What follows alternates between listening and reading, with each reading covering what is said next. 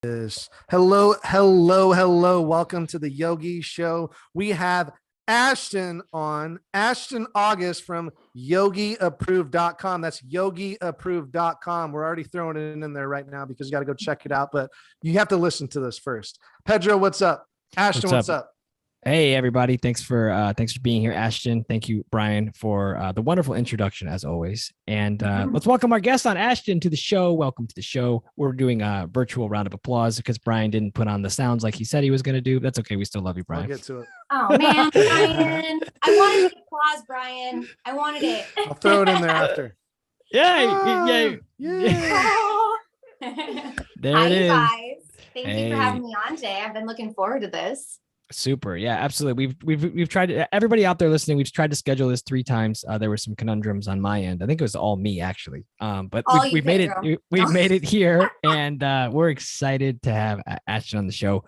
Brian has done some stuff with Yogi Approved before with Ashton, and her amazing brand. And I have a few friends that I think stream with you and work with you that I didn't know about. And like all these like little connections along the way that, what I've realized in this yoga world is that we really are all connected, and how cool it is that you can practice from anywhere now. And I think you tell me if I'm wrong, but we're going to ask you in a second. So you were kind of like one of the pioneers for like digital yoga online streaming kind of deal. When did you start, Ashton? And what was the idea, like the inception behind like, hey, let's do this thing with Yogi Approved? Yeah, absolutely. We founded Yogi Approved back in 2015. When I say we, it was my then boyfriend, now husband, Tyler, and I. All right. And we started with just the digital magazine. So yogiapproved.com, or as Brian would say, that is yogiapproved.com, everyone. And then the YA classes, the online yoga and fitness platform, came in 2017. So yes, we were certainly doing it well before the legions of options that are now available post-COVID or since COVID. But there were certainly earlier players in the game when we came in. When you came, we tried to do. I didn't know. Okay, so I didn't know, y'all. I didn't know Yogi Approved was just a digital magazine at first. I didn't know that. I remember when I was working for a South Florida yoga magazine, and we were trying to do like a local community magazine. And then we tried to do it digitally, and it just like, shit was hard. It just didn't work. Like it was just too much, and we just scrapped it. But like, that's amazing it's super amazing that you did that.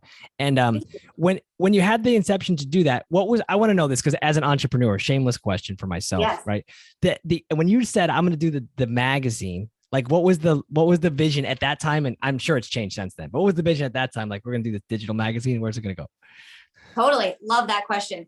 And the keyword there is vision. For entrepreneurship, you've got to have the vision from step 1, A to Z, and for us, I had recently graduated from ASU with my master's in creative nonfiction writing. I'm a writer first and foremost, even pre-yoga. So I always was saying, I want to do something related to writing. Brian knows, we chatted about this recently, that when I was young, I always said, I want to be an editor for a magazine, or I want to write for a magazine. So now I just own my own. Look how that works. Like, fuck it, I'll just make my own. Yeah. Making my own, guys. And so I was also teaching yoga at that time, and we were just all talking about hot yoga right before we went on air. And I was teaching like 12 hot yoga classes a week and loving it, but also really wanting to merge these two passions of yoga and writing. And my other passion is, being of service, community building, helping others. And so meanwhile, my boyfriend at the time, Tyler, was a marketing director at a company that was not making his soul sing, because he's an entrepreneur. So, and as an entrepreneur, Pedro, I know you know this, you can't work for someone else if you're that minded. And so he really was wanting to branch out and start another business, and online is kind of his realm. Hence how Yogi Approved was born. We were sitting in my apartment, like, how can we do this? How can we each have our passions and fulfill this and create a career for ourselves, a life for ourselves around it? And I'll never forget it. I was telling Brian, I have to find the notebook, because I have it somewhere, where we were writing it down. And we were just writing down, like, what kind of font are we going to have on this website? What kind of colorways are we going to have? You know what I mean? Like, what are the categories that we want people to write on? And that's the key with vision, right? You want to get as clear and specific as possible. So that was our vision for the magazine. And the final thing I'll say about it is we really started more as like a consumer resources for all things yoga. So we were doing a lot of product reviews, right? Like reviewing yoga mats, yoga wheels, yoga clothing, blah, blah, blah. And that's actually how we made the smooth transition. I like how I have this pen now. Yeah. Hello, y'all. That's how I made the smooth bust transition. out the dry erase board soon and just like All start right, writing. Here it stuff. comes. Right? Lesson 1. People. Oh shit. Let me get my notes out. Yes. Ashton's taking us to school today. Yeah. Get your notebooks out. But that's how we made the smooth transition to video, is we started creating product review videos. And then we were like, why don't we make some yoga videos? Yeah. Why not? Hence here we are. And then you have it now. Yeah. And that's an important note for everybody out there that's listening. You know, as an entrepreneur, like you're saying, vision, you know, as I started my entrepreneur journey, I had a vision of like, oh, this is where I think my online community will go, or this is where I think I'll be doing. I remember, y'all, this is a batshit crazy. This is random as shit. Here we go. So I sent my kid to school. I sent my youngest to school at 16 months old to go to preschool because I had no time to work. And so as I have time to, I said, okay, let me, I don't have the money to send him to preschool, but if I don't send him to preschool, I'm not going to be able to make any money anyway. So it's like, you understand that. And as an entrepreneur, as someone that's like having the corporate job, but wants to make the leap, it's like, you know, you find that in the middle, at some point, you got to put 2 feet in one boat and get the fuck on with it. And so that's what I did. I put my one kid in one boat and got the fuck on with it and put him into school. And then I said, you had to spend money to make money. Yeah, you got to spend money to make money, you know? And so I said, you know, and I was buying time. I was just paying for time. That's what I was paying for. And a good education. So I started doing that. My first vision, y'all, was I had Yogi memes, right? Everybody knows that. Well, I think everybody knows. I had this Yogi memes platform, and I was like, I can do these giveaways, and I can just make $500 a week doing giveaways. So that's like $2,000 a month, and that'll pay for my childcare and a little extra stuff. Like that was the vision. You know how many $500 a week giveaways I did once I sent my kid to school? 0, fucking none. Didn't happen. But that was the intent. And that was what gave me the peace of mind to be able to send him to school. But other things just funnel in, you know, other things happen. Yeah. And this was born from it. So many other things. But the point of the story is just to kudos to Ashton for having a vision, taking the leap, going all in, and then just figuring the shit out along the way. Because everyone that thinks like, oh, I'm going to figure it all out and then I'll start. You're not doing, nothing's happening. Thank you, dude. You just said it. It's one of those things. There's a term for it. Maybe one of you guys can help me think of the term, but it's like that like paralysis to even get started. That's my dog. Right. He moves. He's confused. I thought that was your stomach at first. I was like, yeah, she's hungry. Gotta get that hummus out. Are we getting lunch catered for this podcast, guys? I'm really stomach's grumbling. Let's order some tacos. Come on. Ooh, that sounds great. Come on, admin. Yeah, come on. Where's Janet? Where the fuck is Janet?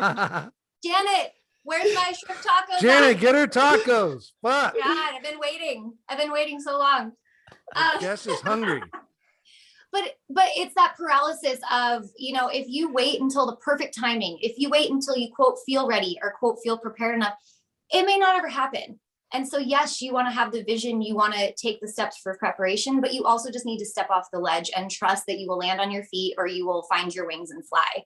And I give you so much props for that, Pedro, because it's Thanks. much more challenging when you also are like having a baby to provide for. And, you know, that's like some real life shit right there.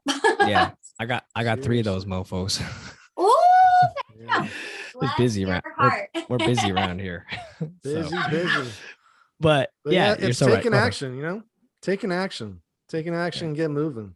You know, that's the thing. Like for me, it's like I can read all this shit and like learn all the philosophy and like study business, but like doesn't do me shit if I'm not doing anything about it. You know, it's like, and it's never going to be like the right timing. You know, I've noticed like, it's never like, oh, I'll just wait until, you know, things clear up my schedule next week. It's like, it's never the right timing. I just need to fucking do something today. Get shit done.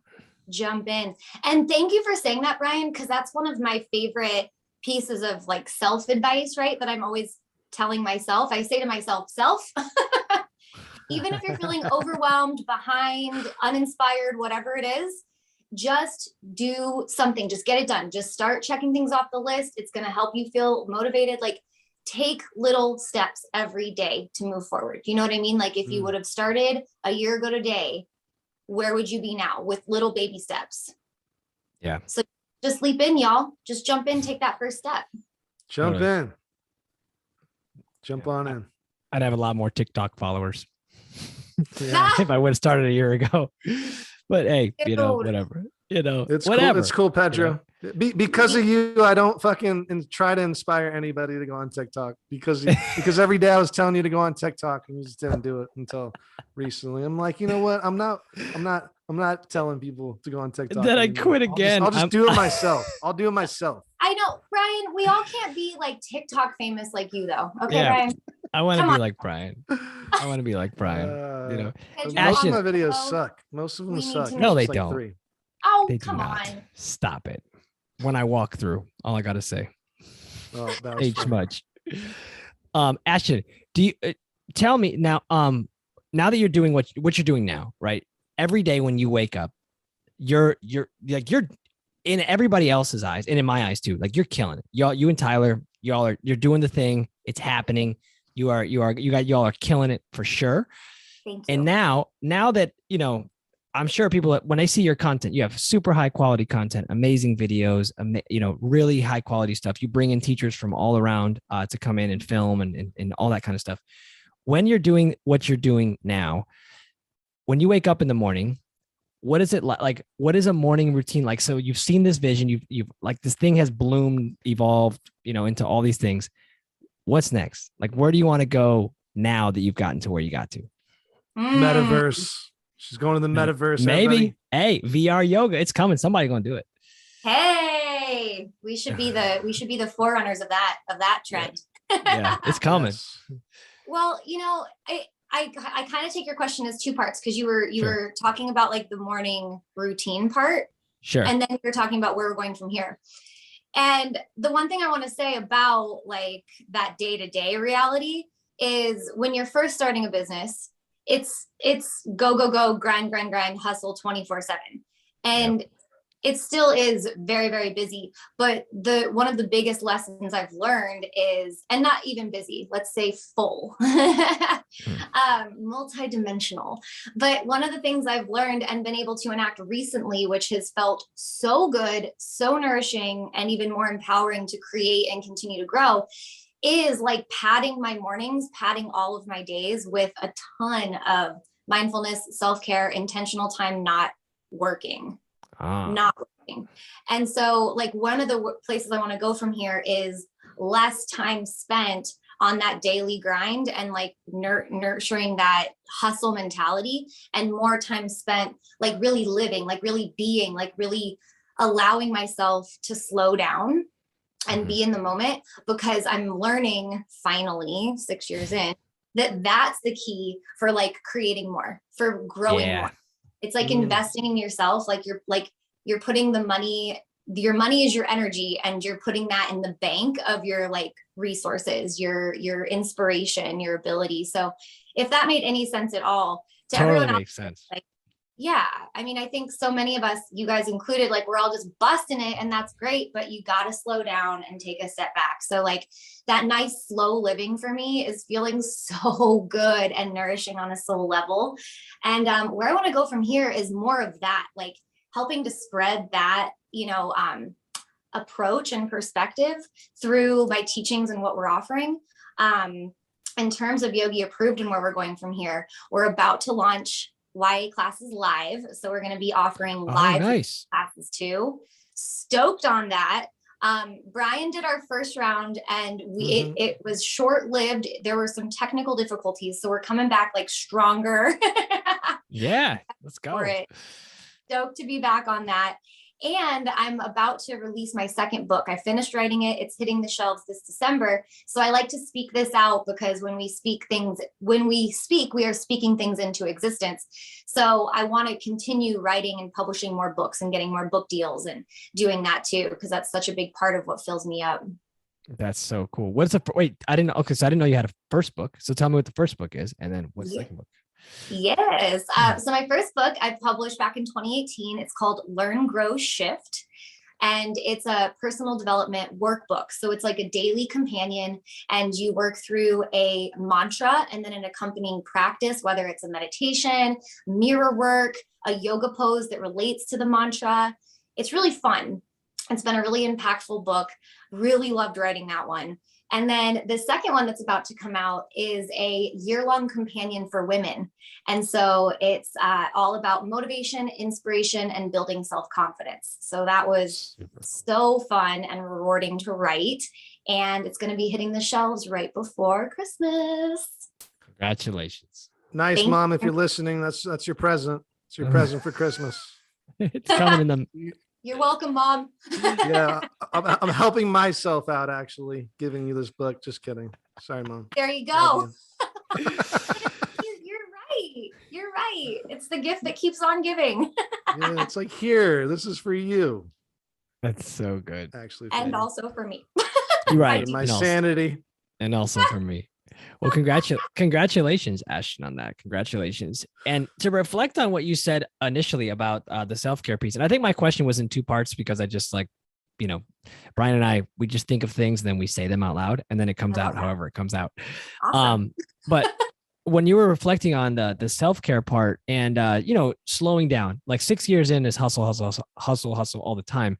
I know Brian and I know that feeling of like constantly hustling. I feel like I've been doing it a similar amount of time.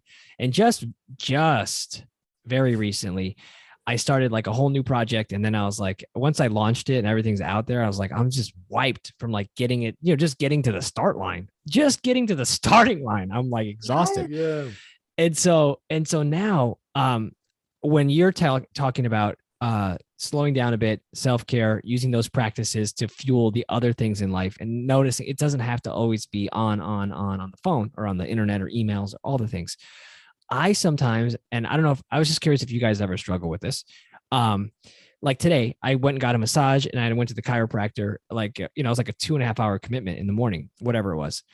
And sometimes I feel guilty. Like I should be on my phone. I should be emailing someone. I should be creating a piece of content. I should be doing something. And then I have to remind myself, like, I work on Sunday, like for 6 hours while everyone else is like eating donuts and going to church or whatever. Like I'm working, and other days, like I'm hustling on Saturday sometimes, you know what I mean? I have to remind myself of that. But I don't know if you all ever struggle with that. And what is one piece of advice either of you might give for someone that has like those demons of like, you should be doing something, Oh man, that is such a great question. So Brian, I'm jumping in first, man. Do it. I was hoping you would. The shoulds, I'm so glad you brought that up. I feel like so many people deal with the shoulds, the ought tos, these like requirements and the pressure that we put on ourselves. And I think when it comes to things like self-care, there is a lot of guilt that we often, especially in, our Western society where it is glorified to be as busy, as productive, as on the grind as possible, very masculine, right? So very like go, go, go, do, do, do. It can feel almost like you're doing something wrong to take a break, or it's really selfish, or it's a waste of time, or it's gluttonous, or whatever we want to associate with it.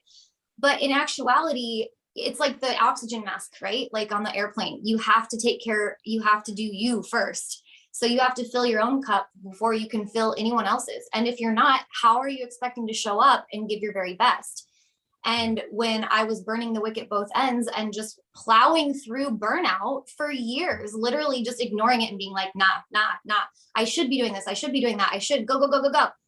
I crashed and burned so hard and lost so much more time in that crash and burn, not to mention how uncomfortable that was for myself, not to mention how, frankly, it was really hypocritical of me as a healer, a leader in a wellness space, to be pushing myself beyond my limits every day. Yeah. That's ridiculous. Why am I not practicing what I'm preaching?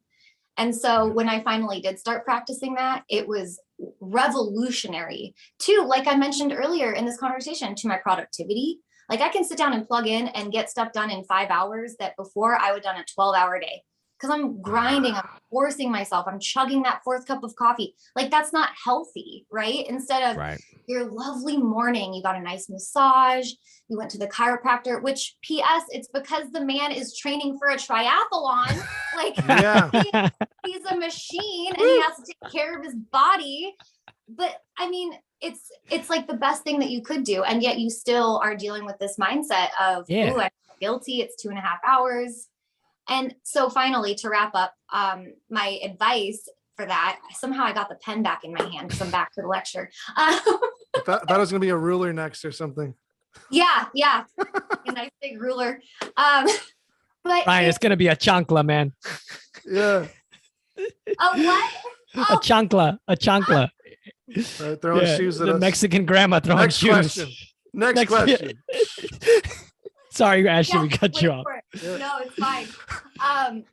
But the advice is to, allow whatever feelings come up around your self-care. Like, it's okay, Pedro, that you were like, oh, I'm feeling a little guilty, but do it anyway. Create and establish a routine around it. Build it into your day. Schedule it in like you would a meeting, an oil change, whatever, and consider it as important, if not more important. Be selfish. Because that's when you can give your very best to everyone else, to all of your pursuits. And it's not selfish at the end of the day. If you're not taking care of you, you're not going to give your best to anyone else either. Mic drop. So good. So good. Thank you, Ashton, for that. Yeah, thanks. That's a great piece of advice for everybody. So thank you. And B, what do you think? Absolutely. I it's like such a balance for me. Like, I try so hard to find balance, and then I go type A with finding balance. I'm just like, okay, I need to fucking schedule everything, and then I'm stressing out about this balance. I'm like, it has to be balanced. So I'm like very OCD with things like that. And Pedro, I do feel that guilt when I try and take care of myself too. It's just because, it's like, when I sit idle and I do things like for self-care, like I do yoga and I do meditation, but then, like I was saying, like I get like type A where I'm just like, okay, I have to meditate this time every time. Then I have to do yoga, and I'm starting like my yoga practice. So let me see. I'll go like 5 times a week. Yeah, exactly. That's a minute. Yeah. Yeah. So it's like, it really is just relaxing a little bit more. And like, I've told my family my schedule, and they're like, stop telling me like what you do during the day. Like, it's stressing me out. And I'm like, I've cut back. I'm like, I'm doing less. This is me relaxing. Like, making like 2 meditations a day, posting like 3 videos on Instagram and doing all this. And it's like, yeah.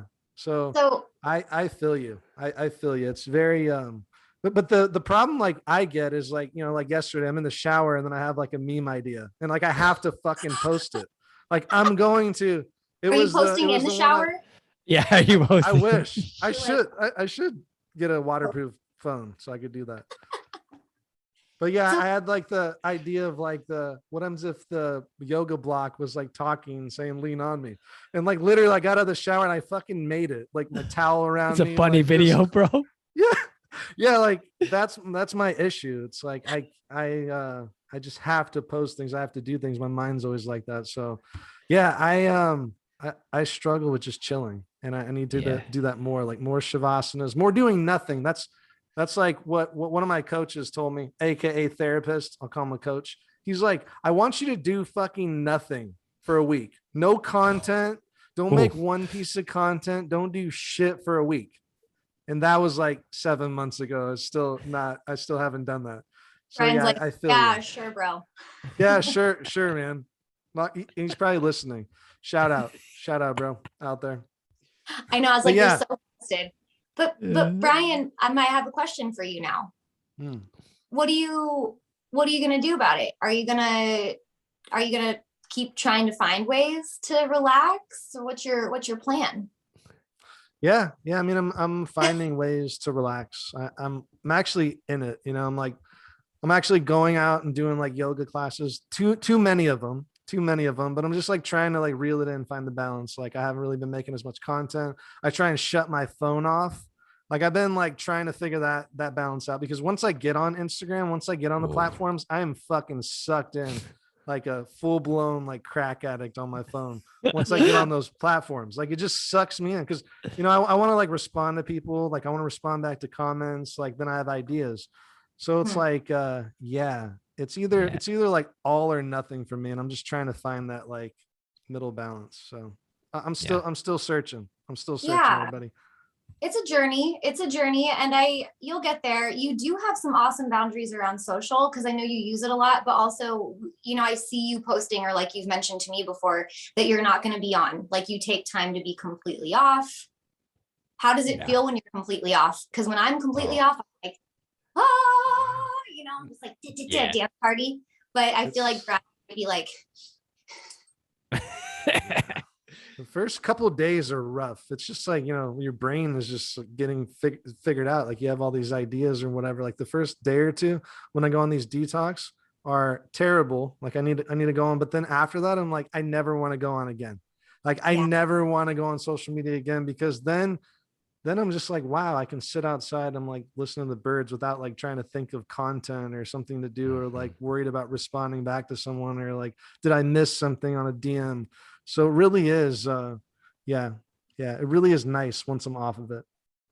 Yeah. How about you, Pedro? I think, this is one piece of advice that I heard a long time ago, and we might have talked this on the show before, but if we did, whatever, I'll say it again. As a creator, at someone like you, Brian, and you too, Ashton, right? As a creator that creates really great content and has great ideas as an entrepreneur, the hits are going to keep on coming. Like the hit machine is just going to keep coming.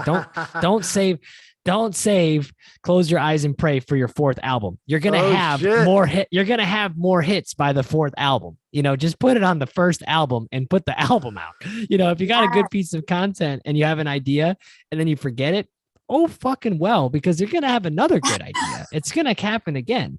As long as you just keep, the hit machine just keeps on giving out hits, and that's the one thing I would say is like, when I've done, I went to a vacation last week and I was off my phone for the majority of it. And, nice. And just like, I had some ideas to come along the way, and sometimes I'll just put it in my phone and store it for another day. And sometimes I'm just like, man, like whatever, like that sounds like a great idea, but I just don't, I don't care. Like if it's meant to be, it'll just come back. If it's not, then whatever, and bye, There you go. So yeah, that's kind of how I think of it. And what about like for me, because I know I used to be like that too. At night, I would be trying to wind down for sleep. And instead my mind would be like, oh, and then you could do this. And then you blah, blah, blah. So then I would just put it in the journal. And then it's like brain dump. And then I can just be present in Brian's case, or go to bed in my case, whatever it is. But also I loved what Pedro said, because it kind of reminds me of, like, are we coming at this from a lack mentality or an abundance mindset, right? And Pedro's was like very abundant, like, you know what? I'll remember it if it's important, or I'm just not going to worry about it right now. And like, I'll write it down, but then put my phone away and deal with it later. It's like, you're not worried about the hit machine. It's going to keep producing hits. You're good. You're in the flow. You got the abundance. And then Brian, maybe there's like a little bit of like scarcity mindset. We're like, I got to do it right now. Yeah. Zero impulse control. There's zero impulse control over here. Zero. But I like the hit machine. That was really good. Overly abundant. I like it. I've been back in the day though. I remember like driving my car and like think of a meme and like literally pulling off the road into a parking lot, parking in a random CVS, parking in a random CVS and making a meme, posting it and getting back on the road. I can attest to that. That is a real thing, and that has happened to me. The cops come check on you. They're like, "Are you okay?" You're like, no, I just making a meme, officer. Just making a meme in the back of the CVS. Yeah. Well, at the end of the day, you guys are both dope creators and creatives, and you put out some amazing content all the time. And so it's amazing. It's incredible what you do. And I think it's great. And I think it's all a journey for all of us, right? We're always learning and evolving. And the final thing I want to say is Brian is such an incredible meditation instructor. Like, one of my faves. I don't care if I'm like fangirling about his meditations. And I think it's ironic, Brian, to like hear about, I know, right? To hear about your mind and your brain and how you're always like, go, go, go, like thinking, creating. And then also for all of you listening who have taken Brian's meditations, guided meditations, Nidra, he's so calming. His meditations are so potent and they bring you to such a deep space. Mm-hmm. It's amazing. So maybe that for you too, Brian, is that where you kind of plug in and recharge? I do. I love it. That's like my really only time during the day. Like I meditate every single day, 20 minutes in the morning. And like, I just drop in, like, that's just my time to just drop in and just focus on my breath and just chill. So like, that's really like my only time other than going to yoga and like journaling and everything, where I'm just like there, like connected to source. And that's why I love sharing meditations. And thank you so much for that nice compliment. Really appreciate it. Brian, sure. what kind of meditation do you do on your own? I don't think I've ever asked you this question. Ooh, Like, yeah. Like, what do you, when what is your practice? What kind of meditation are you doing? Yeah. So when I started, I used to do like guided meditations, and now I really have like 2 to 3. I normally do 528 hertz, like it's the love frequency or like the manifestation frequency. So I listen to that. I just have like a couple songs on YouTube that are like 8 hours long on loops. So I'll throw them, I wear my AirPods, I throw it in. And for the first like 5 minutes, I'm just like arriving. I use a mudra. It's like, I don't know what it's called. Pinky finger to ring finger, and then my 2 index finger, middle finger up. I guess this mudra like cures like so many different ailments. I don't know exactly what it's called, but I've been doing. No, I'm trying to think of it. Yeah. I don't know that one either. Okay. Yeah. I just do that. And then I'll arrive for like 5 minutes. So I don't really like force anything. I just listen to the music, just breathe. And I don't really like focus on like what type of breath I'm doing. I'm just like observing everything. I'm just arriving. And then lately I've been doing a breath work where at first you like figure out what your pulse rate is. So you like take your pulse rate, and then with your mouth closed, you breathe in a 6 count to your pulse. So 6 pulse beats in, you hold your breath 3 pulse beats, and then you exhale 6 pulse beats. So 6, 3, 6. And I read this in some like old book that you can't like find anymore, that this guy went to like India to like study like the powerful yogis and how the magic that they did. And they use this breath work to control their prana, to control their energy. And this guy was a hypnotist. The book is called Hypnotism and Mysticism in India. So this guy, he's a famous hypnotist. He wrote a lot of books. He went there to study yogi magic, like back in the, it wasn't like mainstream magic. And what he found, like in this book, which is like crazy, that these yogis like were able to manipulate and control their prana so much that they can basically, whatever was in their imagination, they can shift that picture over into someone else's mind. So they can actually like have other people hallucinate, and they can astral project and things like that. So like that breath work was like the main breath work on everything, that how they control. And I guess there's so your heartbeat, but then your brain waves and all your chakras. So this breath work basically evens out all your chakras and gets all your chakras super powerful. So I tried it, and I'm like, holy shit. Like, I just feel like vibrating so good during my meditation. So I do that breath work, and then I just watch my thoughts. I'm just like, whatever's coming in, whatever's coming out. And then if I feel good, the last 5-10 minutes, like I might manifest some stuff. Like, what do I want? What do I want to feel? And that is what I do. And yeah, that's what I do. My 20 minutes. That's so cool. And so the breath work is, how long are you controlling that stuff? 5 minutes ish, or the whole time? I do it maybe the whole time. Yeah. It just depends on how I'm feeling, because they say in that book, like, you don't want to like tire yourself out from the breath work. Like if you're feeling tired, and it really just goes like day by day. Some days I can do it the whole meditation, and that's all I'm thinking about after the 5 minutes of getting into it is I might just breathe for that 15 minutes and just focus on that breath, and then just feel my body just feeling like just the vibe going up and just feeling good. And then other times I might do it like 5-10 minutes and then just have a steady breath and manifest stuff. So it's always that 20 minutes. I listen to that 528 hertz, and like it gets me set for the day. It really does. Amazing. So that's so cool. Thank you for sharing that. Glad you asked, Pedro. Yeah, thanks. Have you guys read Autobiography of a Yogi? Yeah. I haven't. Oh, Pedro and Brian, you have? Yeah. Okay. I've read it, and at first I was like, I don't know about some of this stuff because it was trippy, until I read this other book. I'm like, okay, now I believe what's happening. and it's explaining more of how and why it was happening. And Pedro, to bring you in. Yeah, so you're loop me in. Yeah.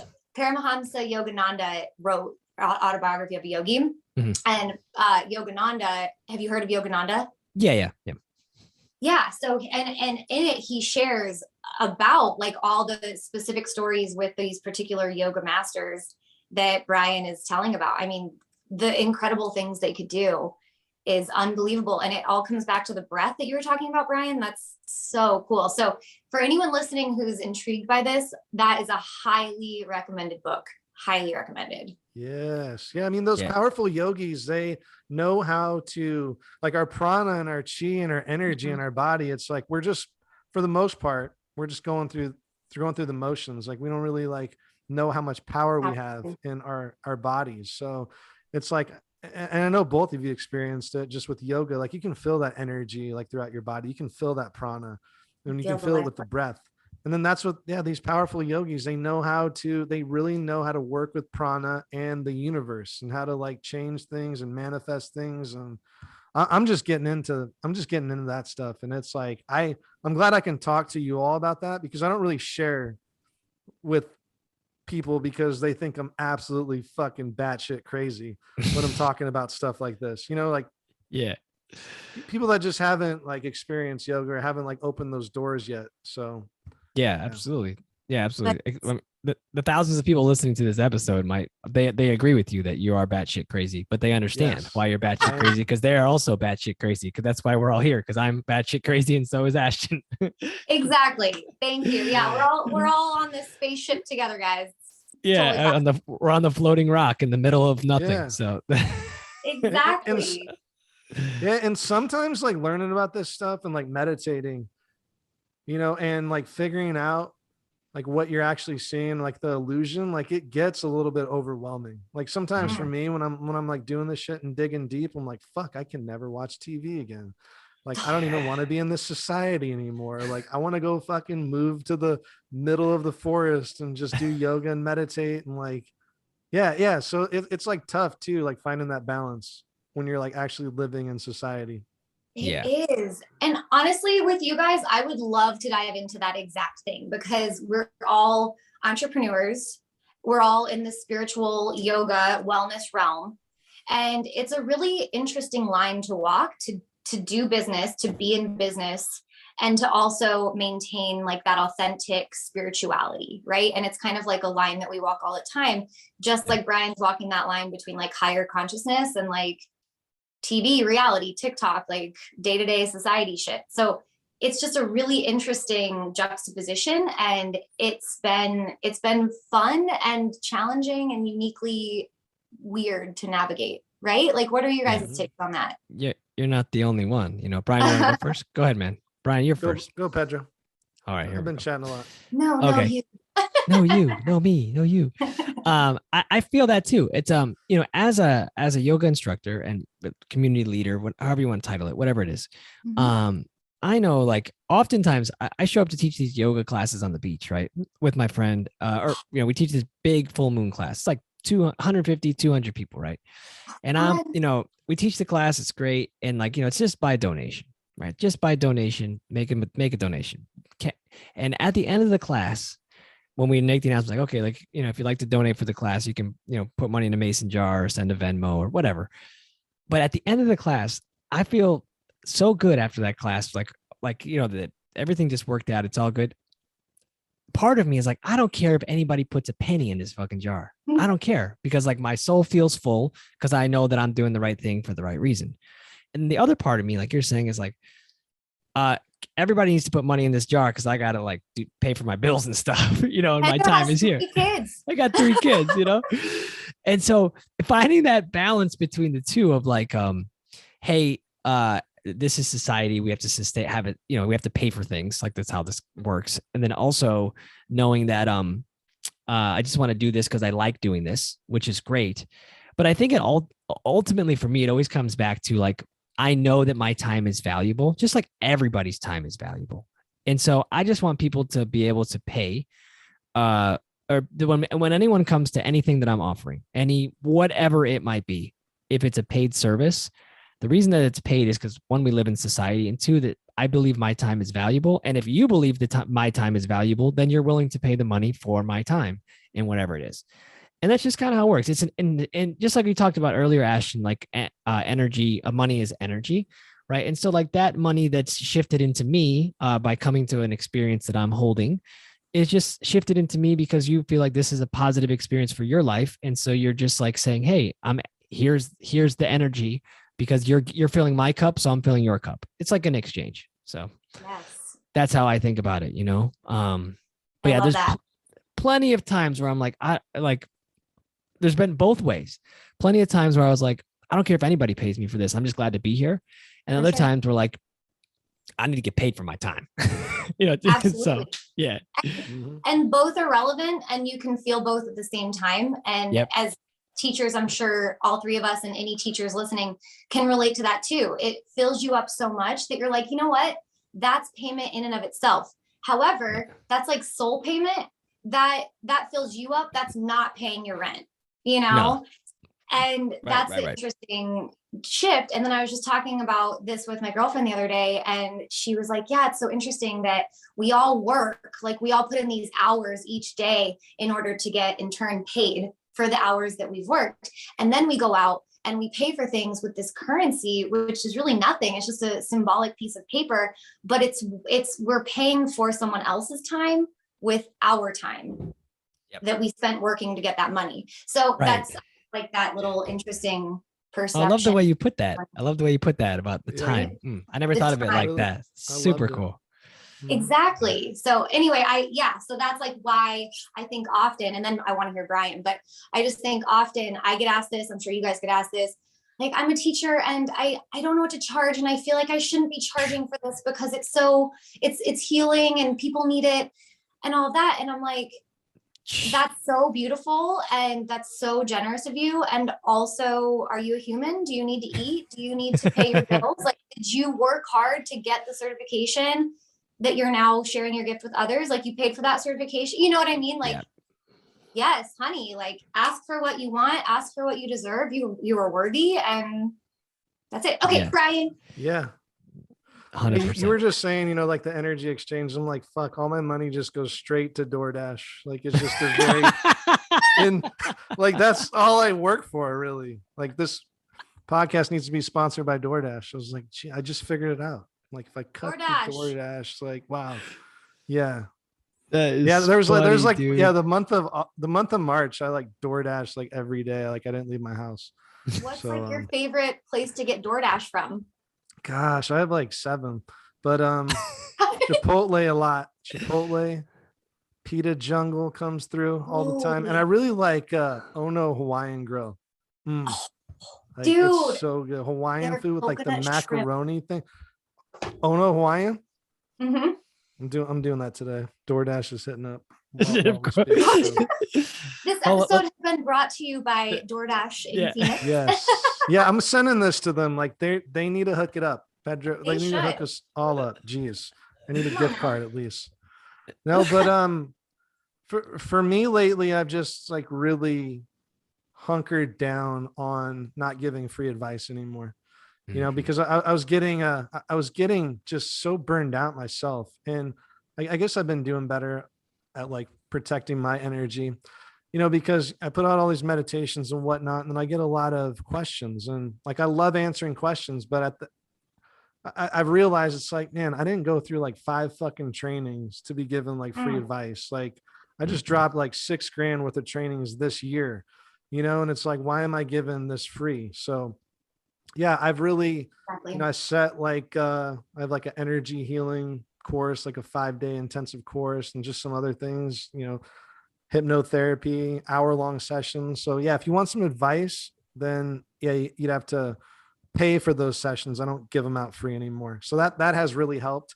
And like I do yoga classes donation based, and I feel good about that because like most people do donate. And I feel like if no one was donating, I'd be like, fuck it, I'm not doing this class anymore. You know, because I'm not doing shit for free anymore. And everybody out there listening, don't do shit for free. At least have donation based or charge for it, or fucking read a book in your house and do something for yourself. That's all I gotta say about that. There's that mic drop. There's the mic drop, you know. My blue drop right there. You know, I saw someone on social media. This was a while back, and she had a very big following. And I can only imagine with, 80,000 plus followers, how many messages she was getting and all of this. Well, I saw a story she did, and it was basically saying what Brian said. I get so many messages from everyone. So many people reach out to me asking for help, advice, blah, blah, blah. And I love it.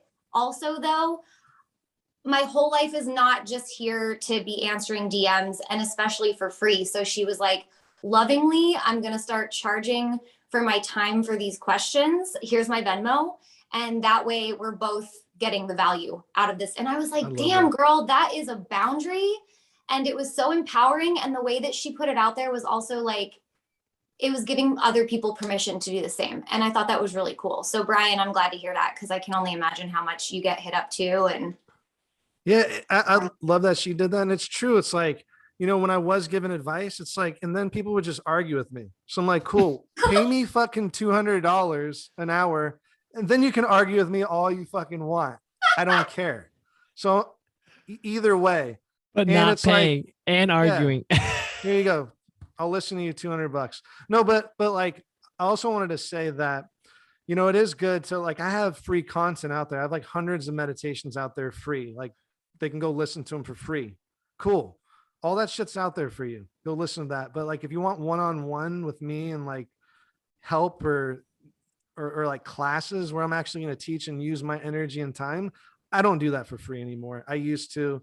I don't recommend it to anybody out there, because you're like, this is what happened for me. I want to do it for free. And then like, I feel fucking resentful. I'm like, but I just gave you all this value, and then I'm just like, fuck, I should have charged for it. So I don't feel good. And then I'm not given like the best energy out there.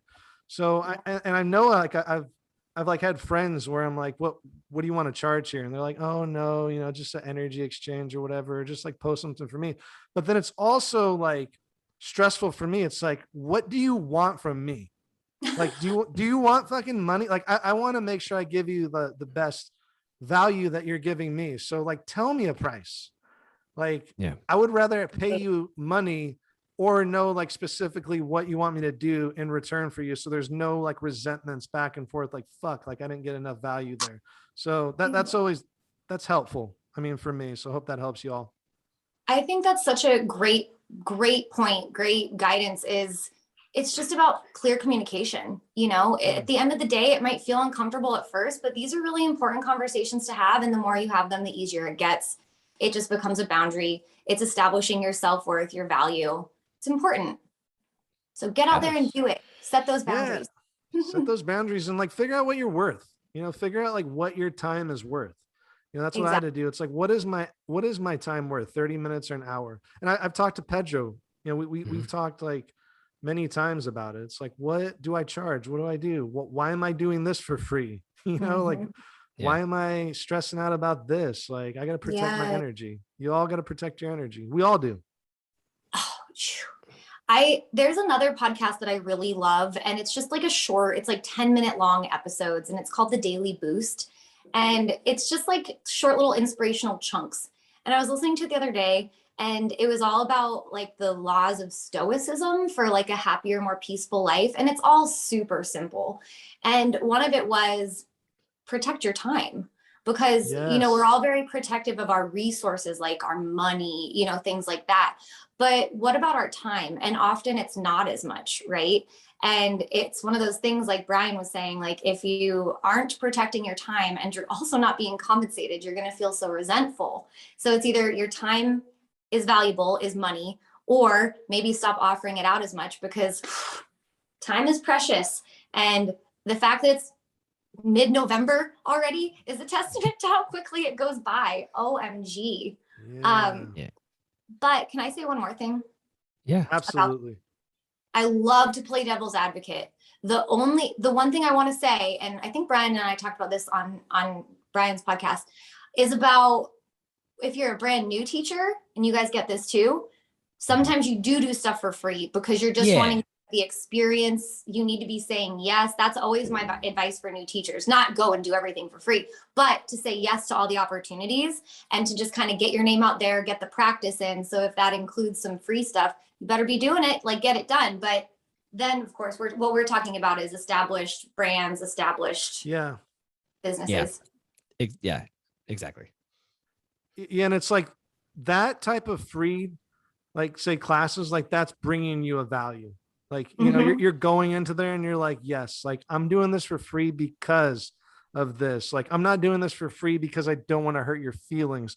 And I really, that's been tough for me. And I know like a lot of like yoga teachers out there, or just like people that are helping others. And like Pedro said it too, that guilt, you know, the guilt of taking like care of yourself. Well, it's like the guilt of saying no to free advice, telling someone no, or like, here, no, it's my rate is 100 an hour or whatever your rate is. It's like, and then having to deal with like their backlash, like, oh my gosh, it's too expensive, I would never pay that, or this and that. Like, I thought you're a yogi. I mean, that really doesn't happen, but like the fear is there. So it's like, yeah, it is hard and difficult, but like to protect your energy, you have to set those boundaries. Like I have to, we all have to, like, no, like I'm not going to do it. This is my price. Like, this is my class. Like, I'm not going to do it for free because like I've done stuff where like I devalued what I wanted, you know, like I really just I didn't have my voice to be like, no, I really want this much to do this. And I was just fucking resentful. And it doesn't, no one, it doesn't help anyone being resentful compared to just asking for what you want. Right. Yep. That energy exchange. It's go ahead. Oh no, I actually had a follow-up question about all of this for you guys. Both of you is there's also, you know, lots of debates around free yoga from yoga teachers being like, please do not be giving out free yoga. Right. And I hear it a lot. Yeah. In an interview with Gina Caputo, a fantastic yoga instructor out of Boulder. And she talks about that, like you're diminishing the value of the teachers and the trainings they've gone through and everything that they do to be here in order to teach this class by offering just free. And like Brian said, you know, he offers free meditations. Yogi Approved has a free YouTube channel of classes. Like, of course, we want to keep it accessible for those who might not be able to afford, right? Or who are just starting and want to try something. But the point is, like, overall, if people are only offering free classes, the argument is we're diminishing the value of what these teachers have put in and invested in this gift that they're sharing. So what is your guys' thoughts on that? Yeah, I 100% on board with that. Do you remember? Okay, so I don't know if you remember. So the pandemic happens, right? Day one of the pandemic, like everything gets shut down. Every yoga teacher I knew was on Facebook and Instagram teaching free yoga, and I just sat there like this in my head.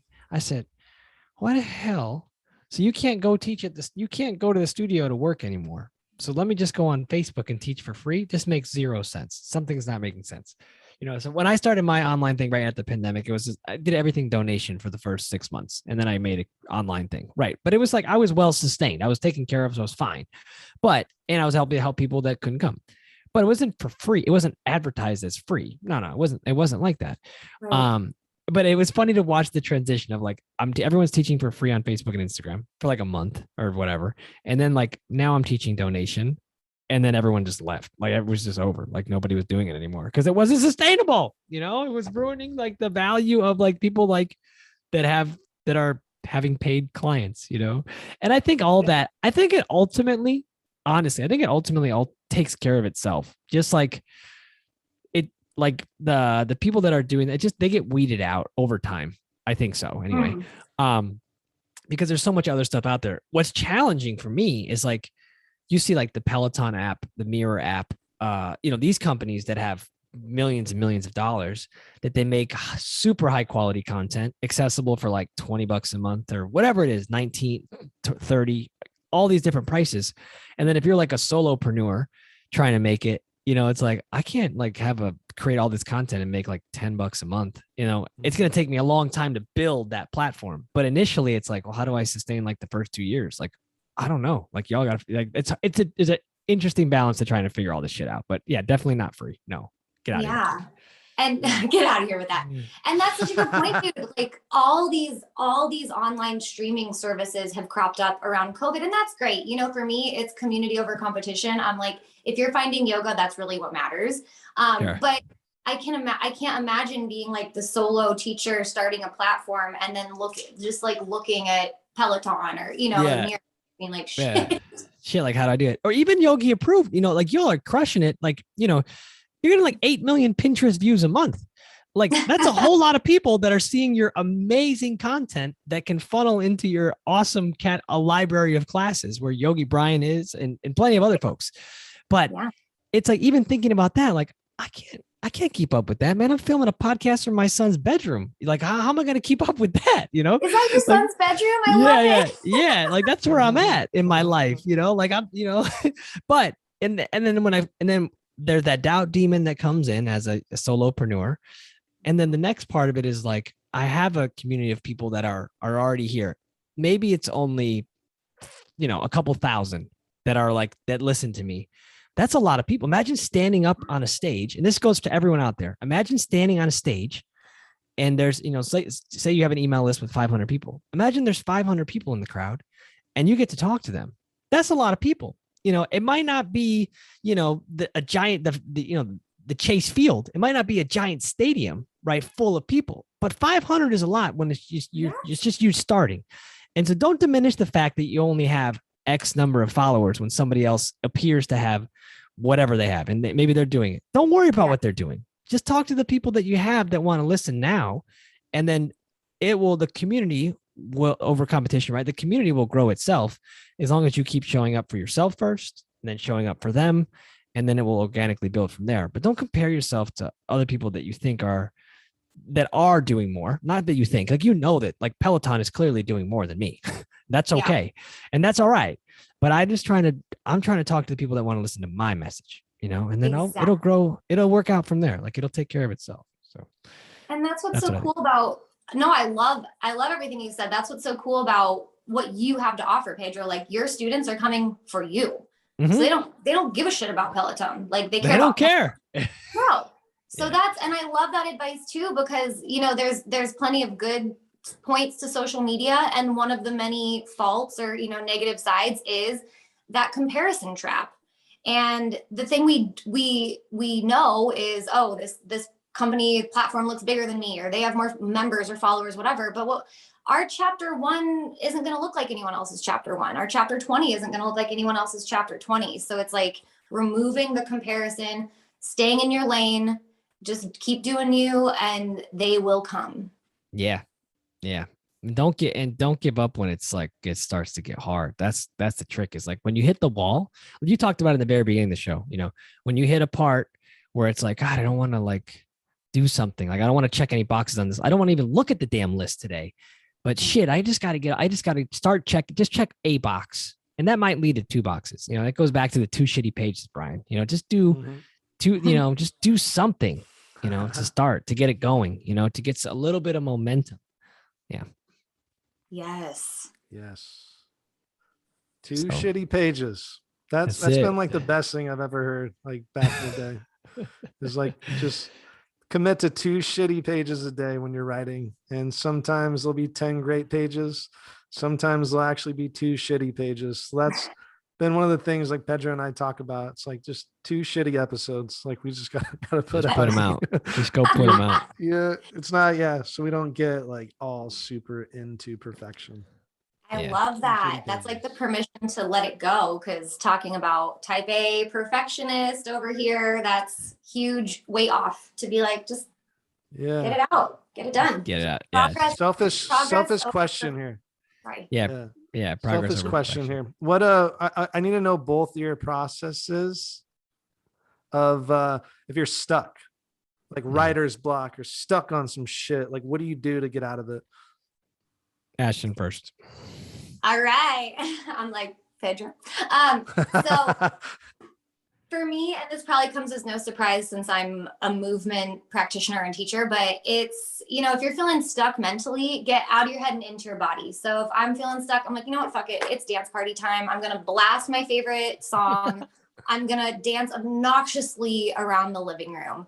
And usually that gets the job done. Sometimes then I'll also need to either phone a friend, right? Like call someone like my mom, she's very supportive, or call a friend who's going to like, whoosh, like, no, Ashton, you're fine. Like they did.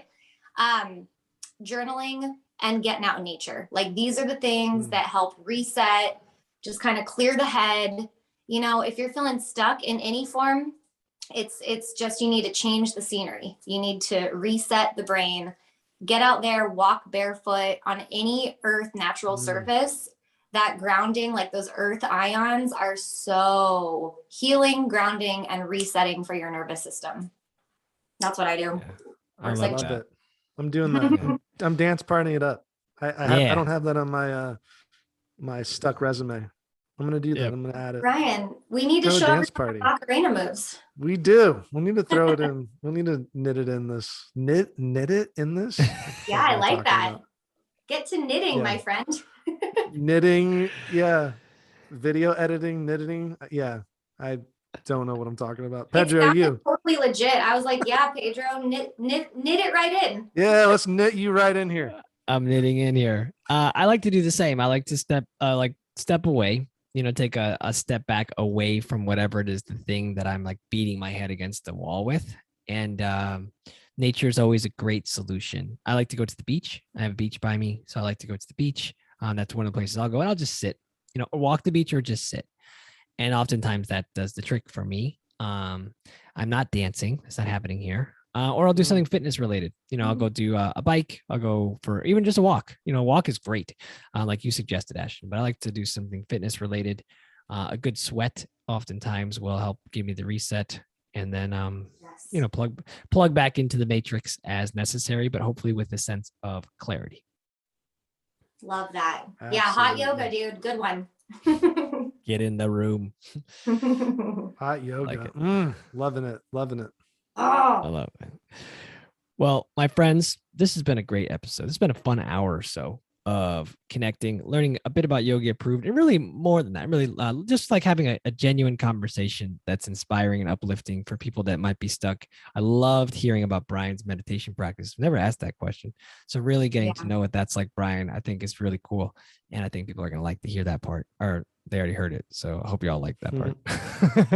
And, you know, and Ashton, thank you so much for taking the time for being here and shining your light and, you know, elevating the vibration of the world with your yoga platform. You know, it started as an online magazine that now has classes that's going to have some live stuff. And it's very cool. You know, it's awesome to see the growth, and I'm looking forward to the VR yoga that you're going to do at some point. And, you know, having goggles. I know, we need to talk more about this. Having goggles on my face, and, you know, and I can be an avatar, because apparently that's probably a thing in the next few years. So there's that. Dude, you're not wrong. I'm here for it too. I think, why not? Let's go. Let's go. Totally. So well, thank you guys so much for having me. Oh, absolutely. Thank you so much. This has been super inspiring, and I appreciate both of you. And I think we're good. Yeah. Yeah. Namaste, everybody. Thank you so much. Right, Peace, Thank peace, you. peace.